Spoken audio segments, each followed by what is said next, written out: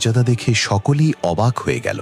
এই মহান সাহাবীর নাম হল হযরত জুলাইবিব রাদিয়াল্লাহু। তিনি ছিলেন মদিনার একজন আনসার সাহাবী। সমাজের চোখে তিনি ছিলেন একজন অতি সাধারণ ও দরিদ্র মানুষ। তার তেমন কোনো বংশমর্যাদা বা পরিচিতিও ছিল না।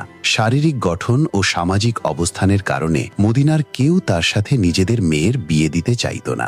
একদিন রাসূলুল্লাহ সাল্লাল্লাহু আলাইহি ওয়াসাল্লাম মদিনার একজন আনসার সাহাবীর কাছে গিয়ে তার মেয়ের জন্য বিয়ের প্রস্তাব দেন।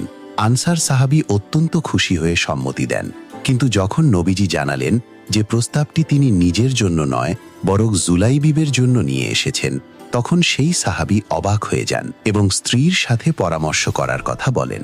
তার স্ত্রী প্রথমে এই প্রস্তাবে সরাসরি অসম্মতি জানান, কিন্তু তাদের কন্যা, যিনি অত্যন্ত মুত্তাকি এবং ঈমানদার ছিলেন, তিনি সব শুনতে পেয়ে পিতামাতাকে বলেন, আপনারা কি আল্লাহর রাসূলের প্রস্তাব ফিরিয়ে দেবেন? আমাকে